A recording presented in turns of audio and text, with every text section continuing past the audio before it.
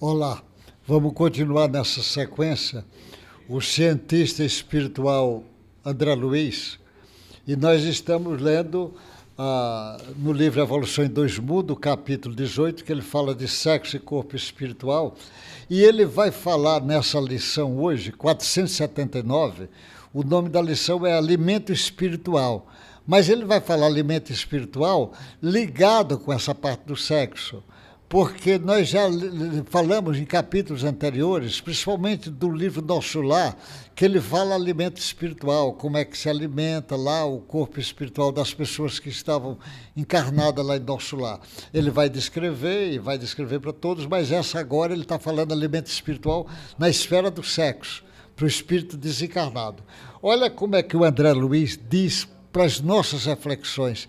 E o mundo científico ainda nem estudou. Ele imagina estudar alimento sexual no mundo dos espíritos. Ele ainda não mergulhou no estudo disso, mas vai mergulhar. Há, por isso, consórcio de infinita gradação no plano terrestre e no plano espiritual. A gradação, tanto de um como o outro, nos quais os elementos sutis de comunhão prevalecem acima das linhas morfológicas do corpo físico, acima das linhas da forma do corpo físico, por se ajustarem ao sistema psíquico antes que as engrenagens da carne, em circuitos substanciais de substâncias de energias. Olha disso.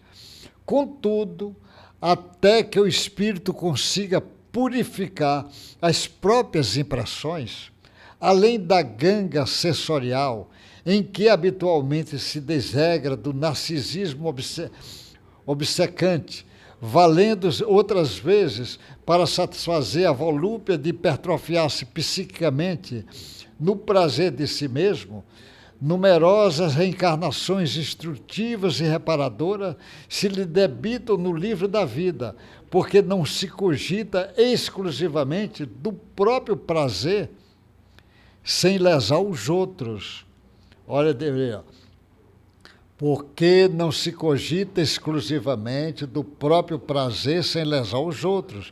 E toda vez que lesa alguém, abre nova conta resgatável no tempo certo. Ele está chamando a atenção desse alimento espiritual para a gente poder entender. Isto ocorre porque o instinto sexual não é apenas agente de reprodução das formas. O instinto sexual não é apenas elemento de reprodução das formas superiores, mas, acima de tudo, é o reconstituinte de forças espirituais.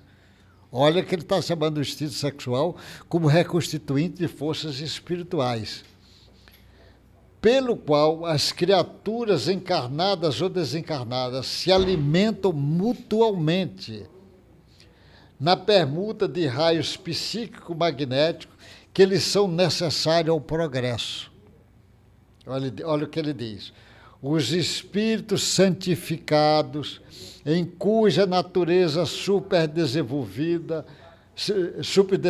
do instinto sexual se diviniza, estão relativamente unidos ao Espírito glorificado, em que se descobre a representação de Deus que procura, recolhendo de semelhante entidade as cargas magnéticas sublimadas por eles próprios, liberada no êxtase espiritual. Olha o que ele vai fazer com o instinto. No êxtase espiritual, ele vai na direção de Deus, sublimar essas forças. Do outro lado, as almas primitivas comumente gastam as forças em excessos que lhe impõem duras lições. Entre os espíritos santificados e as almas primitivas, milhões de criaturas conscientes, viajando da rude animalidade para a humanidade enobrecida, em muitas ocasiões se arrojam de experiências menos dignas, privando a companheira ou o companheiro do alimento psíquico a que nos reportamos, interrompendo a comunhão sexual que lhe alentava a euforia, e se as forças sexuais não se encontrem eficientemente controladas por valores morais, nas vítimas surge frequentemente longo processo de desesperação e de delinquência. Ele está chamando isso. Olha, de novo, vou repetir a frase. Nas almas primitivas, comumente se gasta as forças em excesso que lhe impõem duras lições.